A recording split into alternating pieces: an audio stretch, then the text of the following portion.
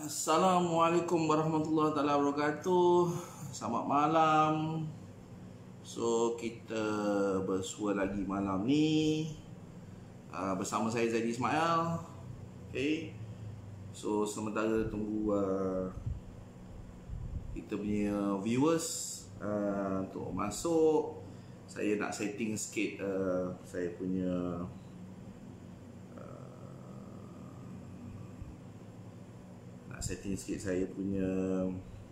phone dekat sini. Minta maaf sebab baru masuk ni. So biasalah bila kita buat semuanya sendiri ni kan.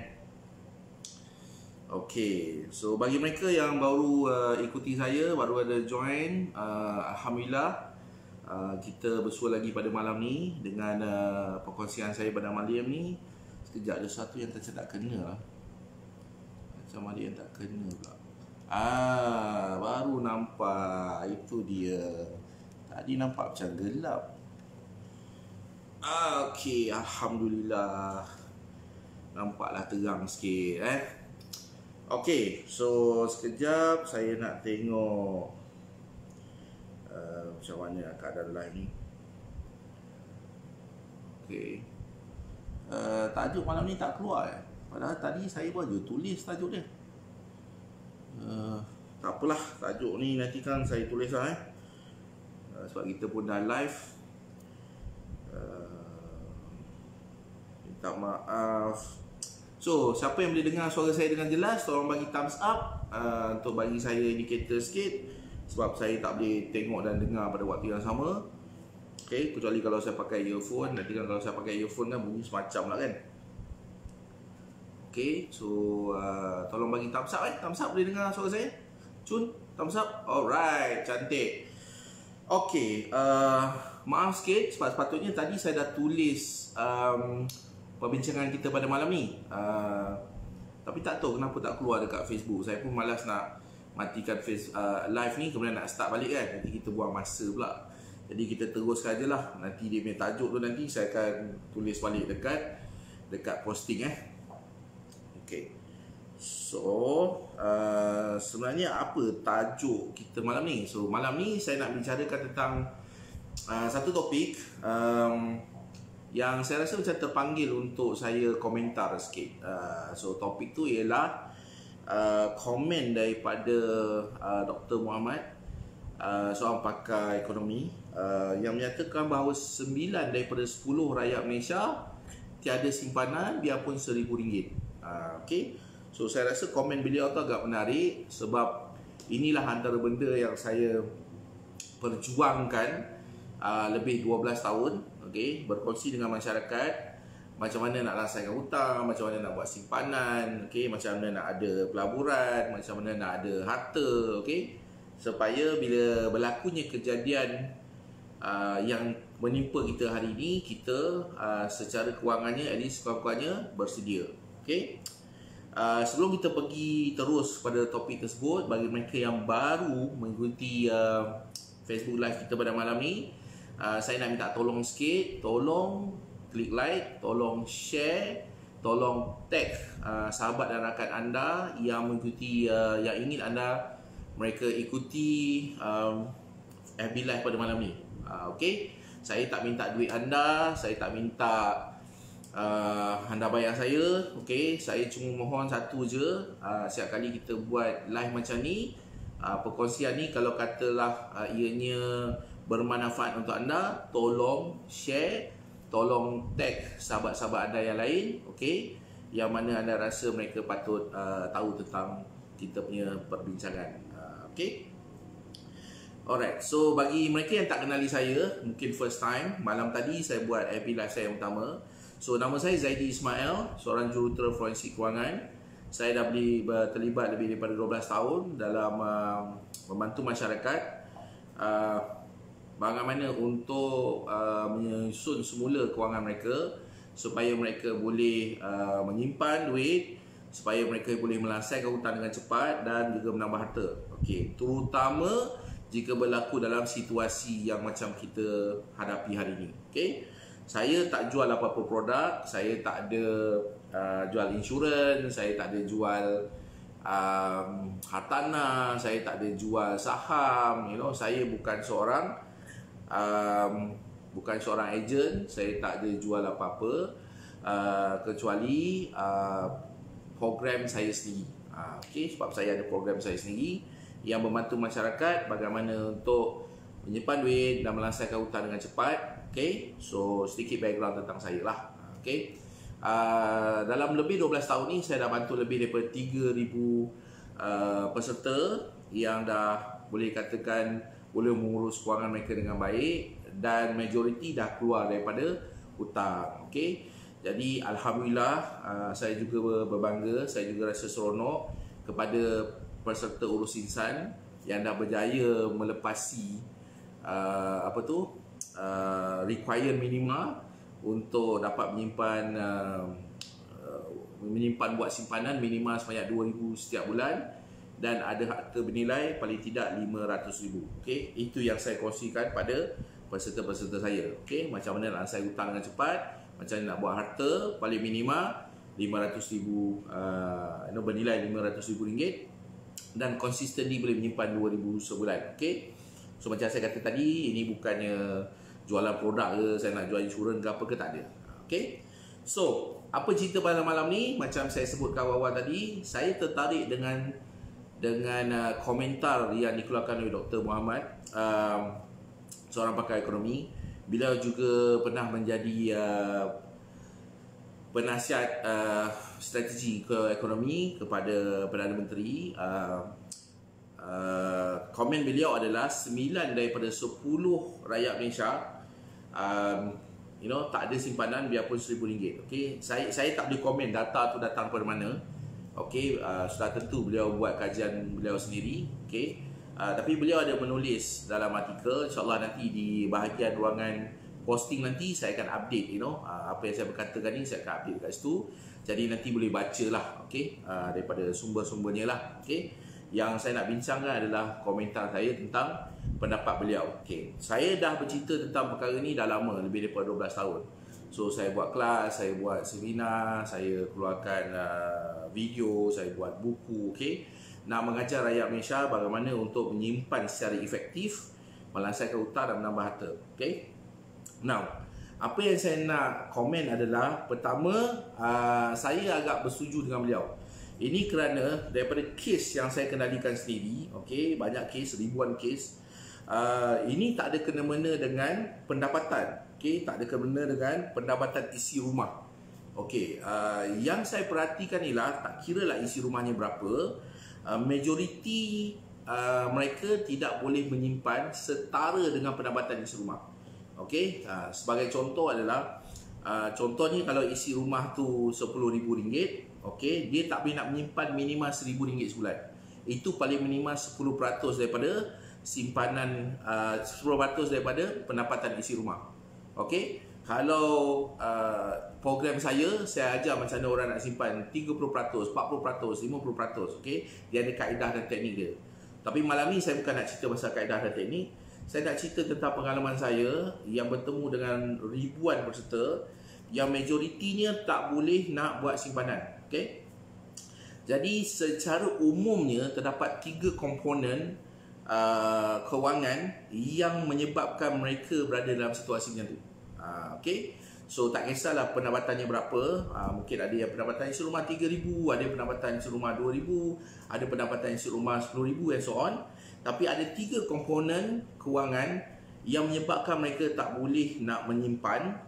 Tak boleh nak menyimpan disebabkan oleh alokasi yang dilakukan terhadap 3 komponen ni. So apa 3 komponen ni?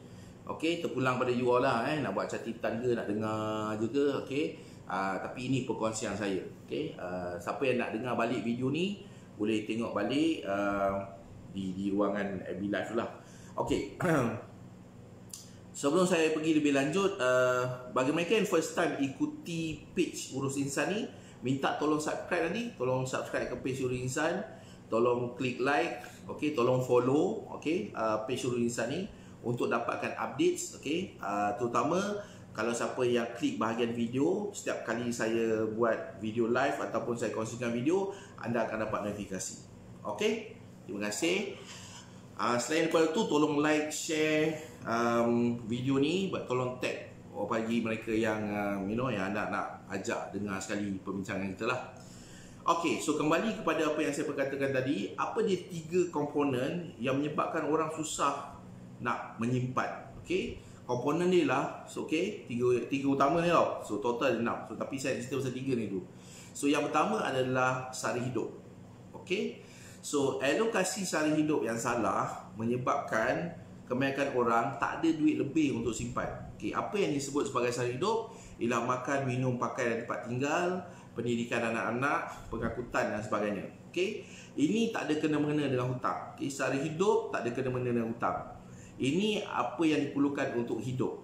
Okey, so kita nak perlu hidup, kita perlu makan, kita perlu pakai, ada tempat tinggal, okey, ada kos untuk pengangkutan kita dan mungkin ada kos pendidikan anak-anak ataupun kos pendidikan kita sendiri. Okey, itu sara hidup. Manusia perlukan minima untuk hidup. Itu yang diperlukan secara minima. Okey. So ramai orang dia agak confuse, okey, antara sara hidup dengan satu lagi komponen, iaitu komitmen. Okey, komitmen. Okey, komitmen ni apa? Komitmen adalah perkara yang kita jemput dalam hidup. Okey, satu adalah sara hidup. Sara hidup adalah perkara yang kita perlukan untuk hidup. Komitmen adalah sesuatu yang kita jemput dalam hidup kita. Okey, jemput hidup kita. So secara ringkasnya, ianya adalah hutang. Okey, sama ada hutang ataupun perbelanjaan bulanan yang tidak diperlukan tapi kita jemput dalam hidup kita. Faham Okey, ini 2 komponen So yang pertama adalah sara hidup, yang kedua adalah komitmen. Okey. So sara hidup, perkara yang kita perlukan untuk hidup, makan, pakai dan sebagainya. Okey, ini untuk kita hidup. Satu lagi komitmen. Perkara tu tak perlu pun dalam hidup. So kalau tak ada, boleh hidup. Tapi kebanyakan orang dia jemput dalam hidup dia. Okey, secara ringkas hutang. Okey, ataupun apa saja yang berbentuk subscription. Okey, apa saja bentuk yang kena bayar bulan-bulan. Okey, ada tak ada benda tu tak penting pun, tapi kita tetap bayar bulan-bulan. Okey, itu kita jemput dalam hidup. Okey.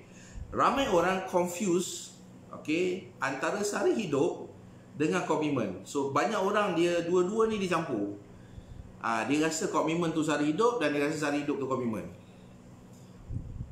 Okey, kat sini timbulnya masalah. Antara keduanya, kebanyakan orang tak faham. Okey, kita kalau tak makan boleh mati. Okey, itu sara hidup. Tapi kalau kita tak tengok Astro sebagai contoh, kita tak mati. Itu komitmen. Sebab kita kena bayar Astro tu tiap bulan. Sebagai contoh, kita boleh beli kenderaan secara tunai untuk kita pergi ke tempat kerja, untuk kita buat apa yang patut. Okey, itu pengangkutan, keperluan. Atau kita naik bas, keperluan, untuk kita pergi ke satu lokasi. Tapi kita beli kereta dan bayar secara hutang, itu komitmen. So kita tak perlu pun beli kereta secara hutang kalau kita tak nak.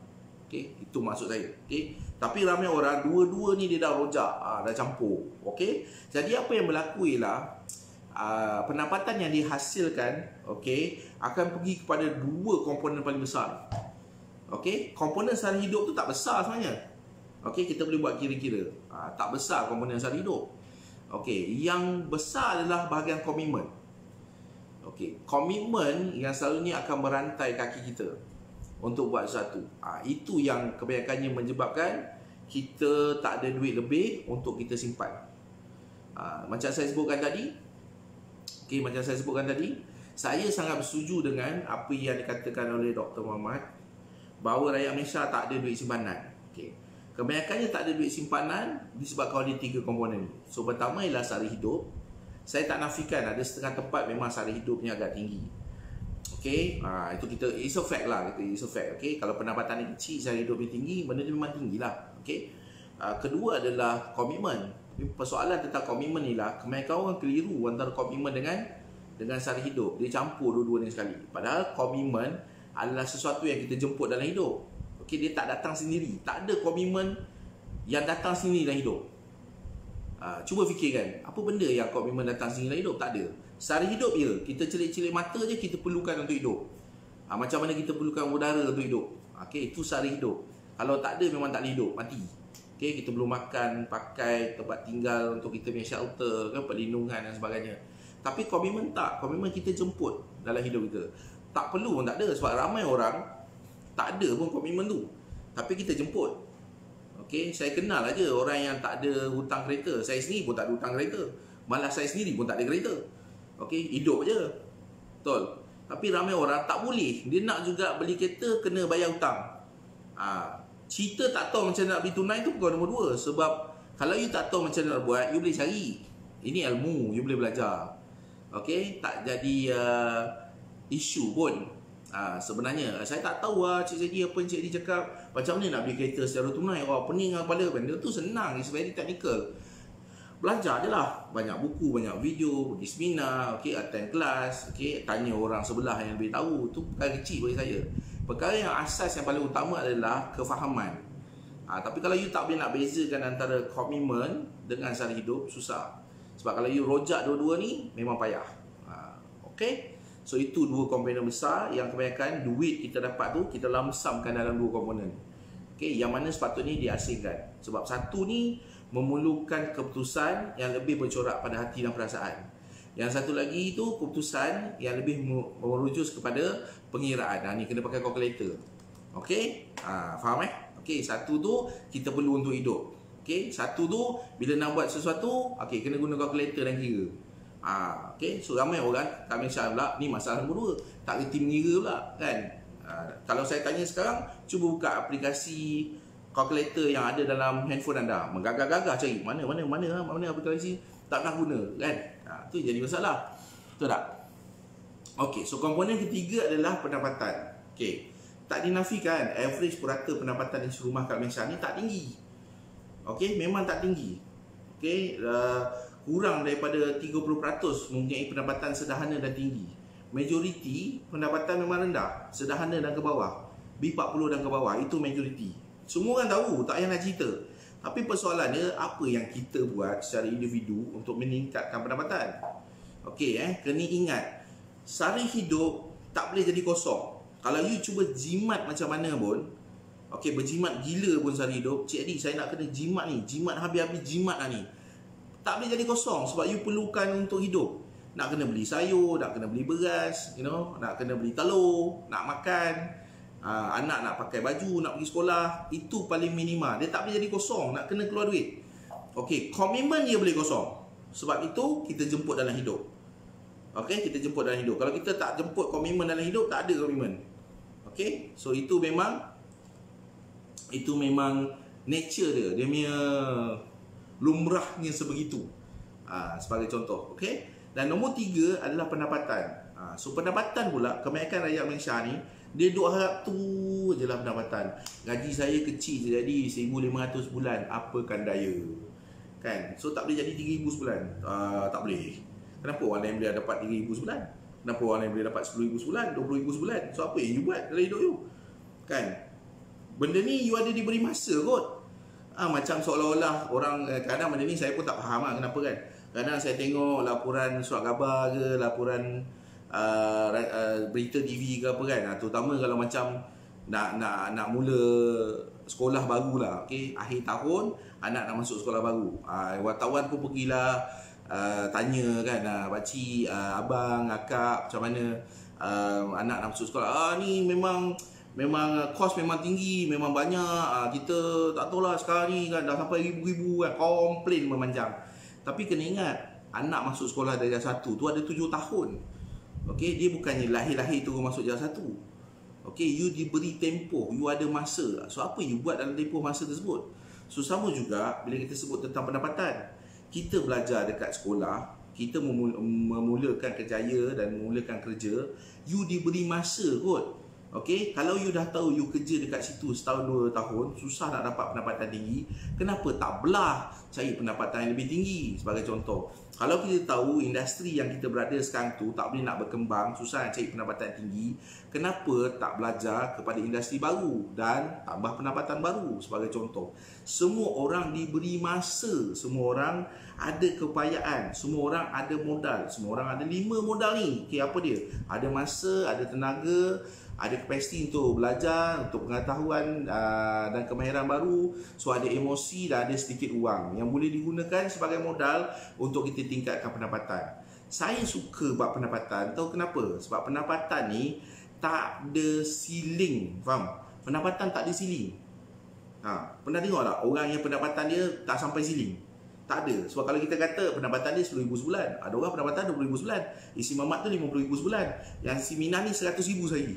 Yang orang sana RM1,000,000 pula sebulan.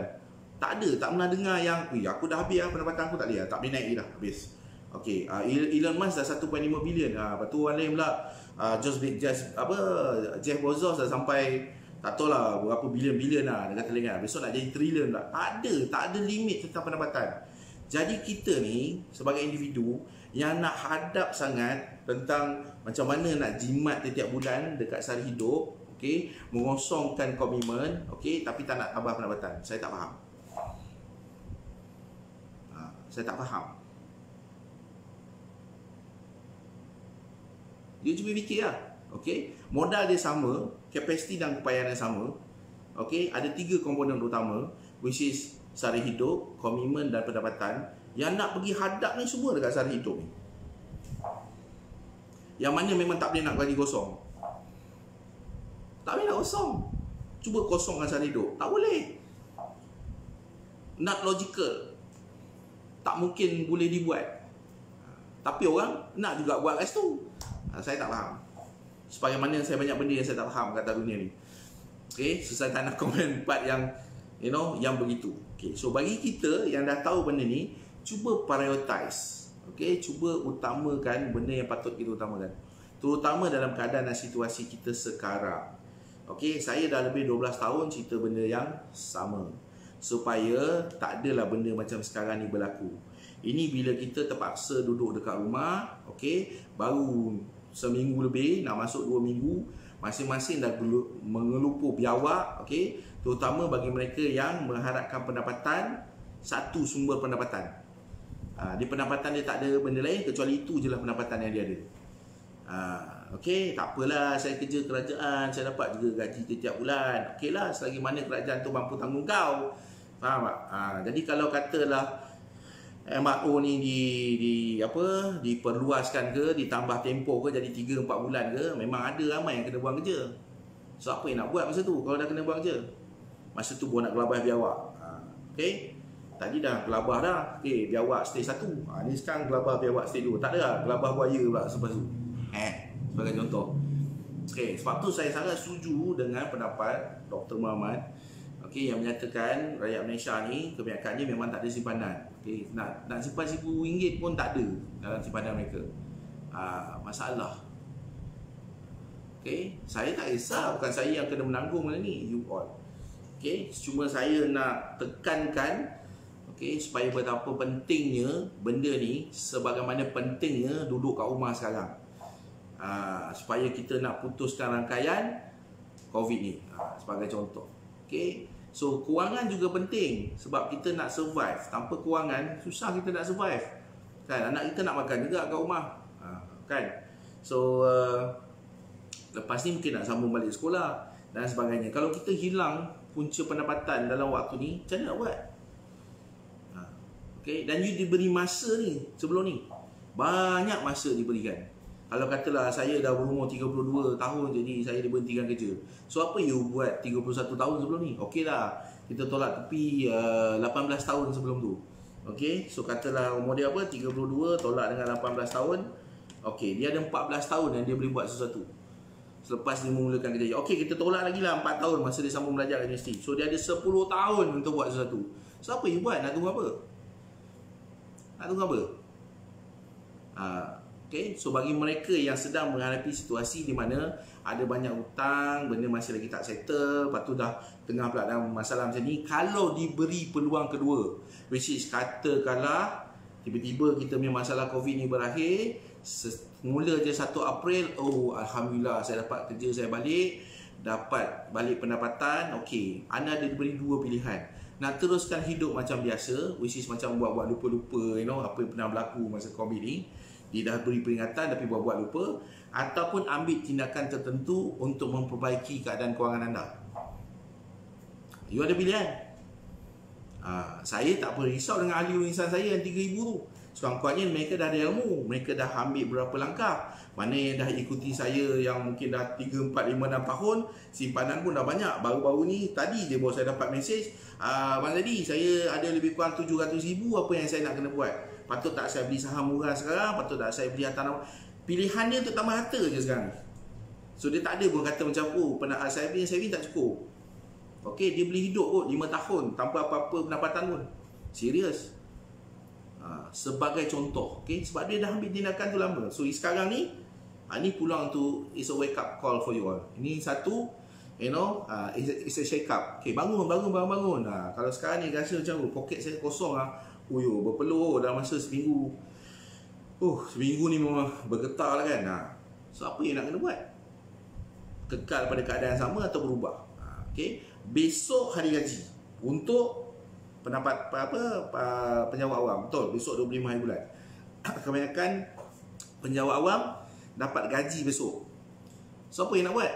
Okey, pertama sekali kita kena tolak lah untuk sara hidup. Lepas tu nak bayar komitmen. Itulah pasal siapa suruh buat komitmen? Kan dah kena bayar. Bagi mereka yang tak ada komitmen, senyum lah. Dia tak payah bayar apa-apa. Duit lebihan tu 100% dah boleh simpan dah. Sebagai contoh. Ataupun dia tambah pelaburan dia. Dia tak risau nak bayar komitmen. Macam saya sebutkan tadi. Kita tak ada komitmen dalam hidup. Mula-mula kerja tak ada komitmen dalam hidup. Tak, jemput komitmen dalam hidup. Jemput masalah. Orang kita ni kalau tak ada masalah, tak trail. Betul, suka sangat ikul beban atas bahu. Kan? Yang susah tanggung siapa? Diri sendiri lah. Kan? So dah tahu statistiknya macam tu. Okay, saya tak boleh verify data yang dinyatakan oleh Dr. Muhammad. Okay, tapi saya percaya. Sebab apa? Sebab ini mengikut pengalaman saya. Pengalaman saya sendiri yang handle ribuan kes. Lebih daripada 12 tahun dah buat benda ni. Datang jumpa semasa-sama, Allah Akbar. Macam mana ni boleh jadi macam ni? Apa hal hutang banyak sangat ni? Kan? Macam mana boleh jadi macam ni? Banyaklah isu-isu dia. Isu keluarga, isu kena tipu, isu tak tahu, kan? Isu percaya dengan orang, macam-macam. Fine lah, benda dah berlaku. Tapi move forward lah ke depan. Ni tak sama juga. Sama juga yang majoriti tonton video ni malam ni. Dah tahu dah dapat pesanan. Okey lah, dah tahu susah ni. Ni zaman susah ni. Tapi ni besok, baik ni besok ni dapat gaji ni. Buat dia je lah. Macam-macam buat lupa. Okay, berharap je lah. Tak apa, nanti kerajaan akan tolong. Kalau kerajaan dah macam kerajaan Itali tu dah give up, dia kata lantak korang lah kan. Kita orang dah give up lah. Tak jadi apa, jadi lah. For example. So jadi apa? Anarki. Masa tu semua tak guna lah. Betul? Ada pendapatan tak apa, ada kerja tak guna. Tak guna kata lain. Negara dah kecil-kecil. So you ada pilihan. Kalau selepas ni, kalau control measures ni dah berakhir, kan, kalau kita dapat atasi COVID ni, so apa you nak buat selepas tu? Hanya you yang ada jawapan dia. Okay? Okay, saya dah kongsikan apa yang saya patut kongsikan. Dengan kata lain, sebagai satu amaran. So saya satu peringatan. Okay, ini statistiknya. 9 daripada 10 rakyat Malaysia tak ada simpanan, biarpun hanya RM1,000. Tak percaya, tengok diri sendiri lah. Berapa lama you boleh survive dalam keadaan sekarang kalau you tak ada pendapatan? Cuba kira-kira tengok, buka calculator. Okay, cuba kira berapa lama boleh survive. Dahlah ekonomi menudum disebabkan oleh situasi sekarang. Kalau you kena buang kerja pula, apa cerita lepas tu?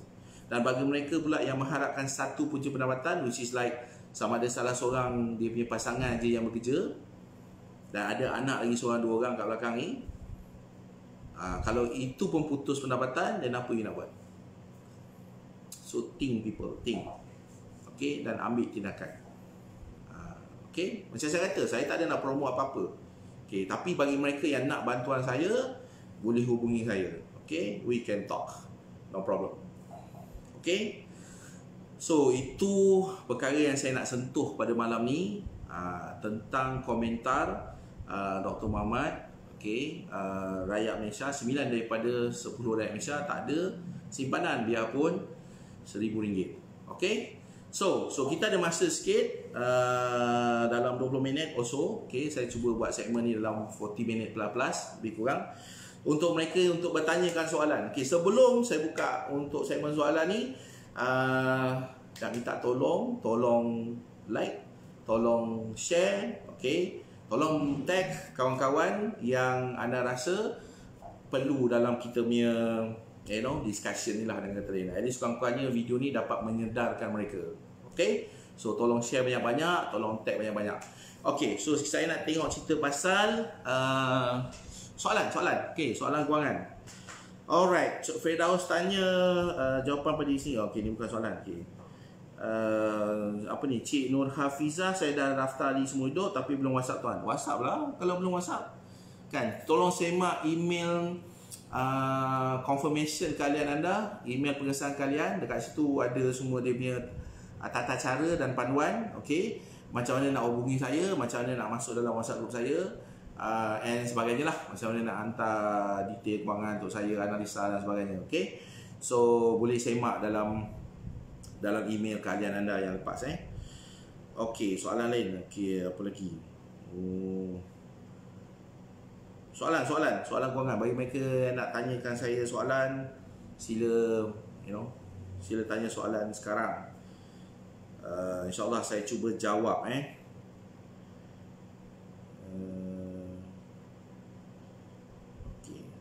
Kalau katalah komen banyak dekat bawah ni, kalau dia terlalu laju, mungkin saya tak sempat nak baca lah. Tapi bagi yang ada pertanyaan atau soalan, atau siapa yang baru first time ikuti saya, janganlah rasa takut pula. Okay? Sebab benda ni dah buat banyak kali. Okay? Bagi orang yang lama ikuti saya, dia lag je. Okay? Cik Noh, ahli dah ada WhatsApp group. Semua ahli ada WhatsApp group dia sendiri. Tak tahu ke bang? Weh, ketinggalan lah macam ni. Okay? Tolong WhatsApp saya. Okay. Berapa yuran kalian Semua Hidup sekarang? Nanti saya berikan link di bahagian posting. Boleh tengok. Ataupun admin saya akan jawab soalan tu. Saya tak suka nak sebut-sebut harga dekat terbuka macam ni, sebab ia merangkumi banyak perkara. Okey, bagi saya harga tu nombor 2 lah. Yang penting sekali ada keinginan. Alright, boleh ke bayar hutang bank, yakni hutang prinsipal, bagi murahkan baki hutang bulanan? Ni daripada Cik Khairul Jeb. Okey, Cik Khairul bertanya, boleh ke bayar hutang bank, yakni hutang prinsipal, bagi murahkan bayaran bulanan? Boleh. Boleh, tak ada masalah, tapi tak boleh guna bank yang sama. Sebab bank yang sama biasanya takkan benarkan you buat principal reduction via smaller installment amount. Tak boleh. Okay, selalunya dia tak benarkan lah. Jadi apa yang kita buat ialah kita jual hutang tu. Okay, so kita ada dekat bank A, kita ada bank A, kita bayar principal dekat bank A, kemudian kita jual hutang kita kepada bank B. Okay, masa dekat bank B tu baru ansuran bulanan tu jadi kecil. Okay, sebagai contoh. Okay, kecuali kalau anda ambil loan yang jenis dipanggil reducing balance. Okay, kalau loan yang jenis reducing balance, lebihan yang kita bayar setiap bulan tu akan mengecilkan baki hutang, waktu yang sama juga akan mengecilkan ansuran bulanan. Okay, so dia tengok jenis loan. Tapi bagi mereka yang guna term loan biasa, which is fixed, okay, which is tetap antara kadar keuntungan dikenakan terhadap pinjaman atau pembiayaan tersebut dengan ansuran bulanan, benda tu berkadar tetap, bayar macam mana banyak pun dia tetap bayar dia macam tu, dia takkan kurang. Okay, untuk yang jenis loan macam tu kena pindah bank. Okay, apa lagi soalan kat sini? Cik Muhammad Ajib tanya, patut buat simpanan 6 ke 12 bulan dulu waktu sekarang, atau chip in pada stok tengah murah? Okey, sama ada nak simpan atau langsaikan hutang ataupun melabur. Okey, jawapan dia cuma satu, ROI. So you kena kira, okey, ROI you kena kira return of investment yang you dapat antara menyimpan, langsaikan hutang ataupun melabur. Okey, dia tak ada macam main rasa-rasa. Dalam kewangan dia tak ada main rasa-rasa. Dalam kewangan kena guna kalkulator. Okey, jadi kalau tak tahu formula ROI, okey, boleh ikuti video saya yang sebelum-sebelum ni, okey, ataupun kalau saya teringat nanti kan, saya update dekat bahagian posting, okey, kat atas. Okey, kalau dah muflis ada ubat lagi ke Cik Lady? Ada, tak ada masalah. Sebab muflis bukannya pengakhiran bagi perjalanan kewangan. Okey, So muflis adalah satu alat kewangan.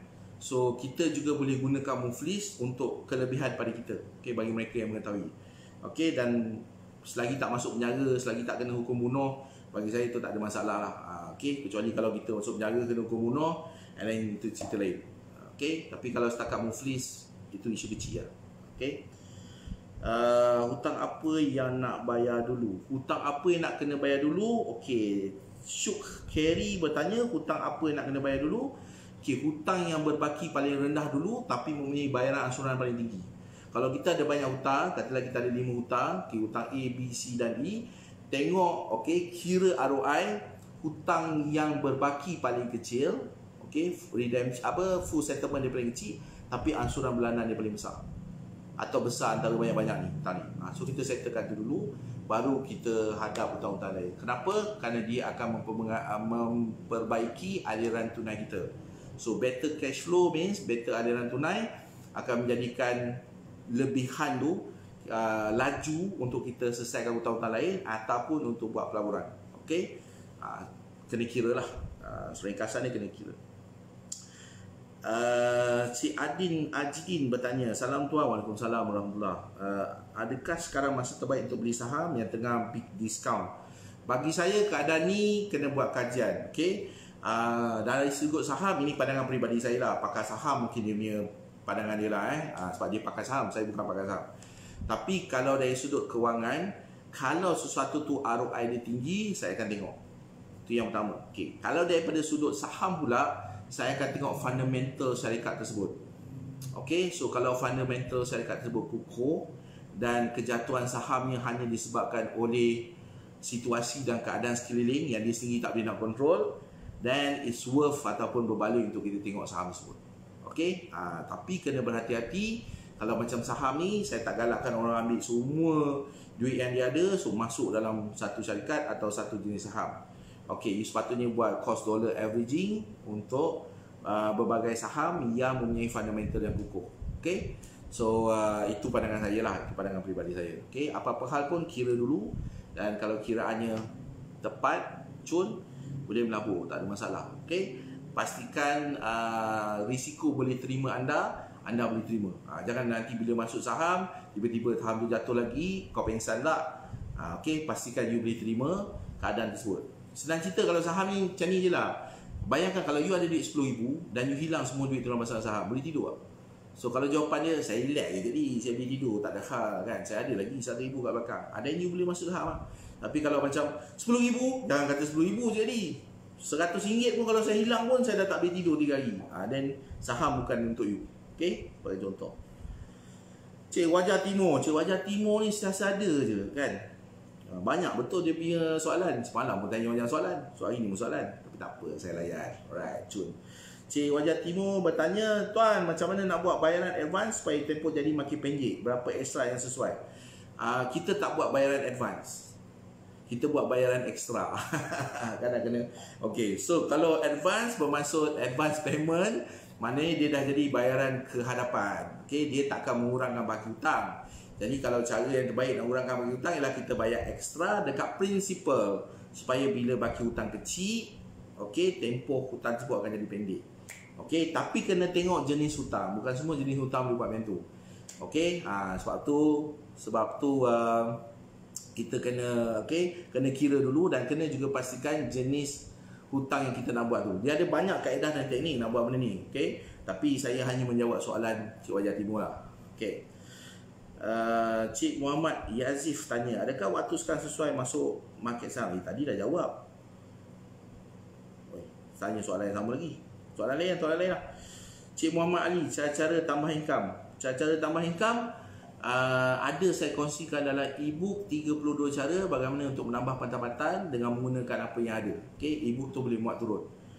Okay, link dia saya tak ingat. Okay, mungkin nanti saya cari link dia lah. Nanti saya letaklah dekat bahagian posting. Okay, sebab kalau nak cerita macam mana nak tambah income ni, ada banyak cerita kan tak habis. Mungkin saya buat satu subjek untuk kita discuss macam mana nak tambah income hari malam-malam lain. Okay, insyaAllah lah, doakan saya supaya sihat walafiat, ada tenaga, boleh dapat idea sikit. So mungkin malam-malam akan datang Okay, saya boleh berkongsi cara bagaimana nak tambah pendapatan terutama daripada rumah. Okay. Cik Afiza bertanya, tuan ada buat kelas atau personal coaching di JB? Buat masa ni tak ada. Okay. Pertama sekali sebabkan kawalan yang berlaku sekarang lah kan, tak ada siapa-siapa yang boleh keluar rumah. Saya pun tak keluar rumah. Okay, itu yang pertama lah. Tak boleh nak buat apa-apa pun.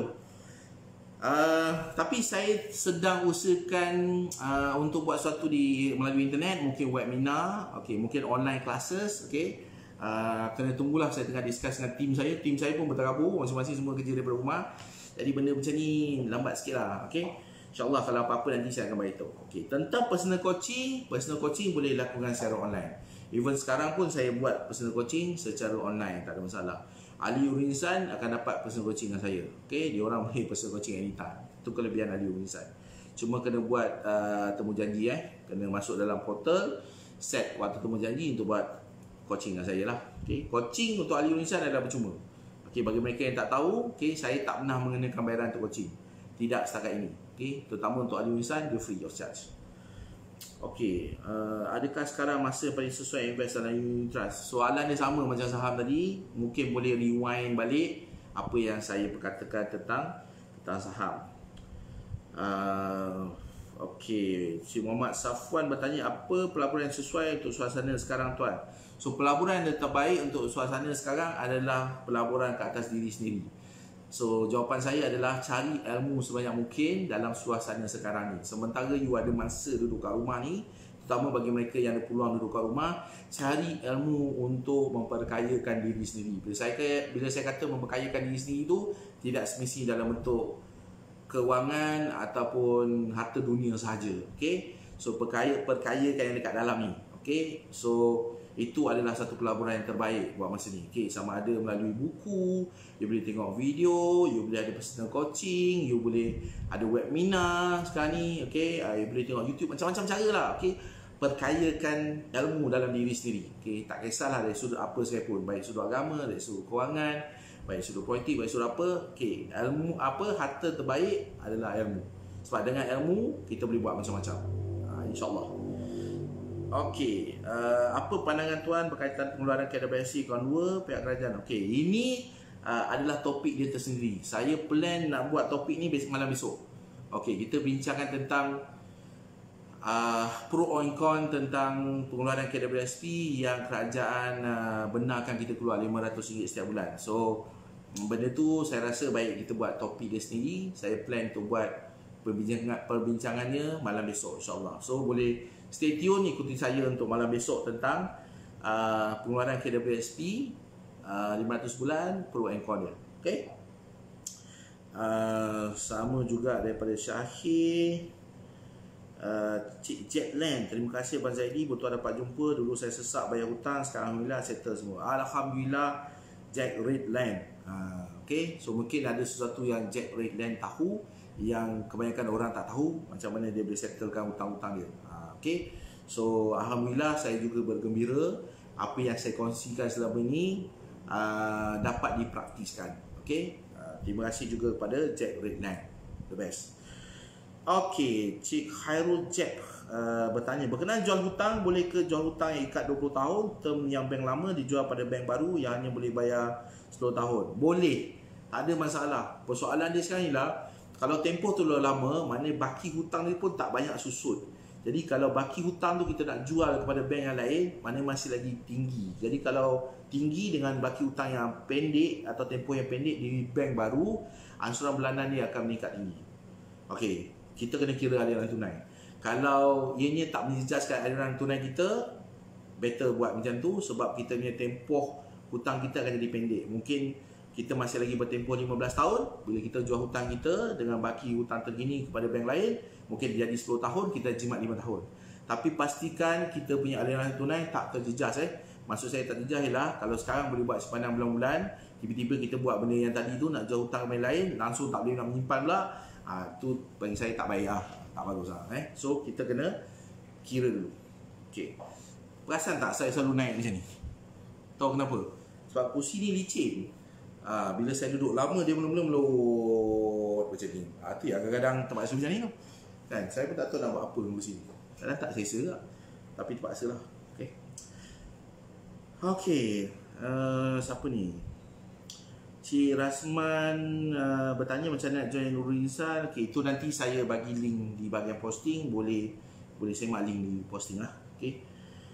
Cik Zafina. So Zafina bertanya, Assalamualaikum, nak tanya, jika komitmen bulanan kereta 1,000 dan akan habis bayar 8 tahun depan, baki anggaran 15,000, akan habis bulan 8 tahun depan, baki antara 15,000, okey tak kalau saya buat pinjaman untuk buat full settlement, ada baki 1,000, ada lebih baki 1,000 setiap bulan. Okey, benda ni bagus tak bagus? Jawapannya adalah pada aliran tunai. So, kalau aliran tunai tersebut membantu, membantu dari sudut simpanan, membantu dari sudut menyelesaikan hutang-hutang kecil, membantu daripada sudut ada tabungan kecemasan, dan jawapan saya ya. Okey, tapi kalau kita cuba untuk mengurangkan ansuran bulanan dengan menjual hutang sebagai contoh, ada lebihan tu, tapi lebihan tu kita tak boleh simpan, lebihan tu tak boleh menyelesaikan hutang-hutang kecil, lebihan tersebut tak boleh jadikan sebagai tabung kecemasan sebagai contoh, itu bagi saya agak bahaya. Okey, lebih baik kita settlekan hutang tersebut dengan cepat. Sebagai contoh lah. Jadi jawapan ya dan tidak tu bergantung pada keadaan dan situasi anda. Okey, sebab tu saya selalu ingatkan, nak buat apa-apa keputusan tentang kewangan, guna ni. So kena kira. Okey, baru kita tahu. Okey, jangan guna ni. Guna ni bahaya. Kan pernah dengar kata-kata orang lama kan, ikutkan hati, mati. Jangan ikutkan hati, kita ikut kalkulator. Okey? Saya pun dah mula berpeluh ni. Patutlah lupa nak on aircon. Sekejap panas. Okey. Alright. Cik Wajar, okey. Cik Hadi bertanya, untung tak beli flat yang tidak ada strata tapi sangat murah dan boleh dapat beli modal sewa dalam masa 2 tahun. Persoalan dia lah, untung tak untung ni hanya kita yang tahu. Untung dari sudut apa? Contoh, kalau kita beli hartanah tu, kita nak peram sehingga 7 keturunan, for example, bagi saya cukup menguntungkan. Beli je lah, tak kira ada strata atau tidak. Sebab kita bukan nak jual balik pun. Tapi kalau kita fikir short term, contoh, saya nak beli hartanah tu, saya nak peram 2, 3, 4 tahun, lepas tu saya nak jual balik, nak dapat keuntungan, then hartanah yang tak ada strata ni agak bahaya sikit. Takut-takut akan datang tak boleh nak jual. Okey, so bergantung pada situasi anda. Kalau nak peram, saya kata go ahead. Tapi kalau nak jual balik tu susah. Okey, Cik Noh Hafiza bertanya, maknanya coaching one to one melalui online dia tuan sekarang. Melalui online lah. Kalau nak datang jumpa saya one to one boleh, tak ada masalah. Tapi kalau kena tahan dengan polis ke kat mana-mana, on the way datang ke rumah saya, pejabat saya ni, saya tak boleh nak bantu lah. Tu je lah. Tapi siapa-siapa nak datang lah. Okay, at your own risk. Okay, Cik Ahmad Zainal, adakah bayar ekstra bulanan kereta akan memendekkan bayaran dan interest? Tidak. Masalahnya tidak. Adakah bayaran ekstra bulanan kereta memendekkan bayaran dan interest? Tak. Memang tak akan bantulah. Okay, kecuali jika anda pergi ke kaunter, okay, atau memang ada dalam sistem perbankan anda untuk buat principal reduction atau pengurangan baki hutang pokok. Itu cerita lain. So anda pergi kaunter, okey, anda kata, cik, saya bayar duit kereta saya 500 bulan, ini ada bayaran tambahan sebanyak RM1,000, tolong kurangkan baki hutang pokok saya. Itu cerita lain. Okey, ataupun anda ada kemudahan kewangan, contoh macam yang CIMB bagi. Kalau kita tengok dengan CIMB Klik, kalau kita ada loan sebagai contoh, kita klik dekat bawah loan tu, dia ada tulis kat situ principal reduction sebagai contoh, ataupun principal only kadang-kadang, saya pun tak ingat dia punya label apa. Kita klik butang tu, kita pun buat bayaran tambahan kat situ, itu okey. Okey, sebab memang ada kemudahan tersebut. Tapi kalau loan anda ataupun pinjaman tersebut tak ada kemudahan tersebut, bayarlah banyak macam mana pun, dia dianggap advance payment. Dia tak anggap sebagai principal reduction, pengurangan baki hutang pokok. Okey, jadi kena hati-hati. Terutama bagi mereka yang buat bayaran melalui ATM. Okey, bayar lebih-lebih kat ATM, memang dia tak tolak. Okey, dia anggap sebagai advance payment. Okey, Cik Adin bertanya, berapa peratus dicadangkan untuk diversify sebab jenis pelaburan? Contoh saham, emas, harta. Okey, saya tak suka diversification. Okey. Ini style saya lah. Okey. Sebab dia ada dua school of thought dekat sini. Dia ada dua kefahaman atau dua sekolah, dua mazhab lah dengan kata lain. Satu mazhab dia kata diversify. Don't put all your eggs into one basket. Dia kata dalam bahasa Jawa dia. Okey. Jangan letak semua telur dalam satu bakul. Nanti kalau jatuh pecah, ranap habis semua. Okey, itu satu school of thought, satu mazhab kewangan atau satu mazhab pelaburan contoh. Dan saya pula berada dalam mazhab yang nombor 2, which is put everything into one basket. Saya punya mazhab pula letak semua dalam satu tempat. Tapi ada dia punya asterisk lah, ada dia punya klausa. And watch the basket.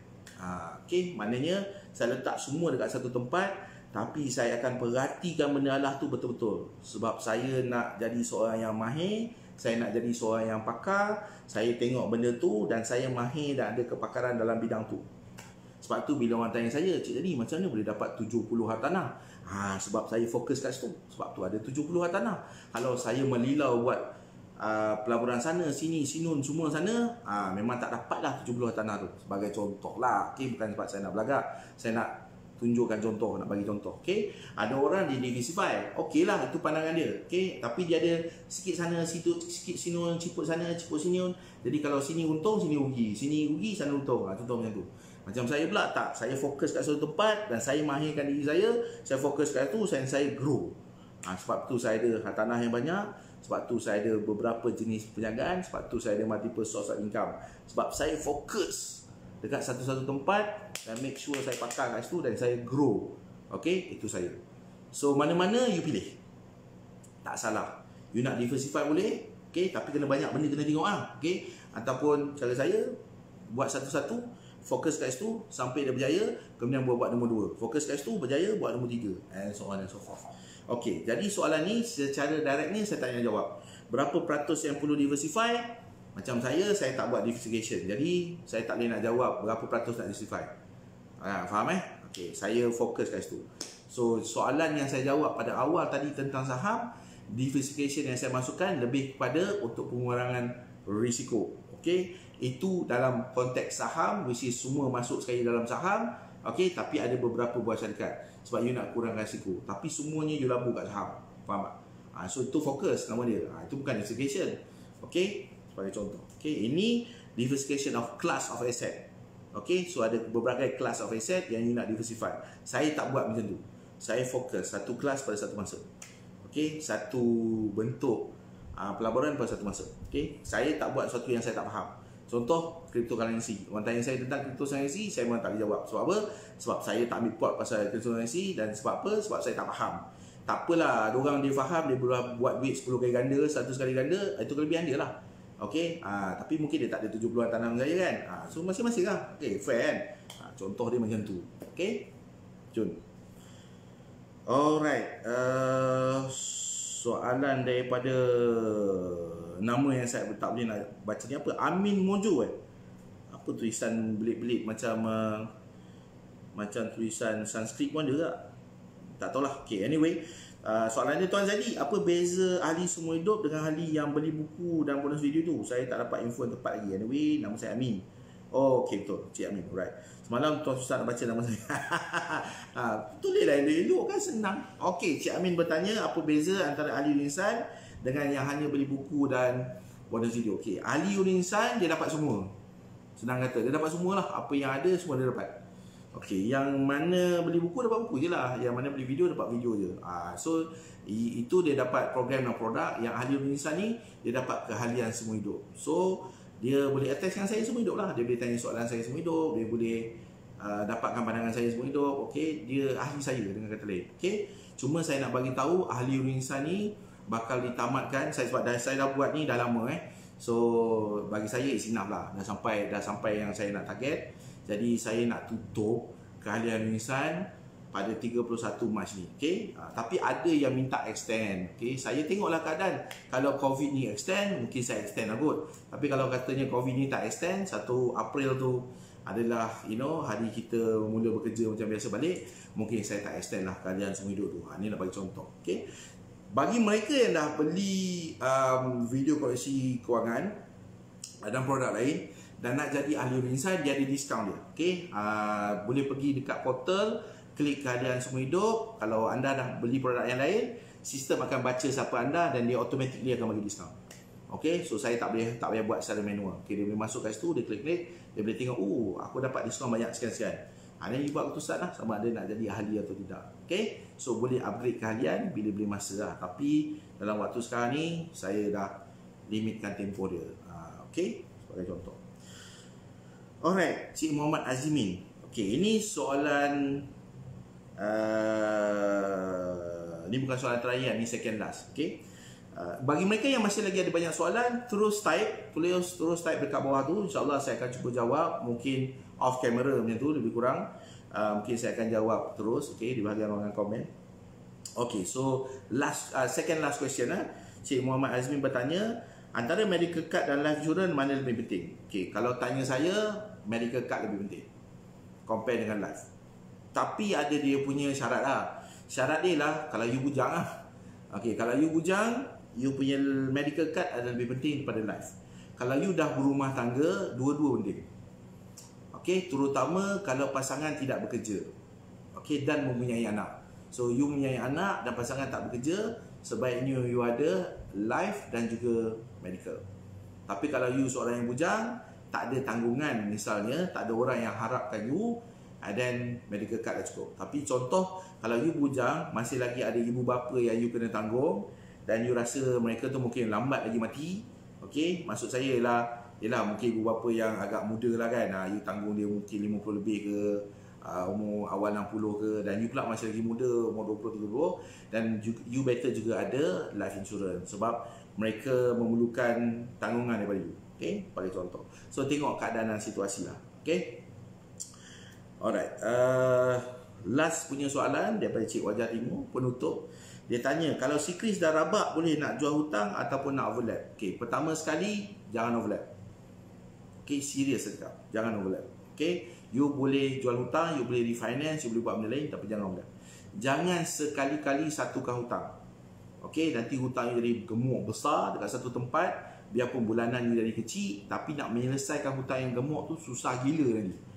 Okay, kalau you ada 5-6 hutang, biar 5-6 hutang, cuba kecil-kecilkan hutang-hutang tersebut dan kecilkan angsuran bulanan dia.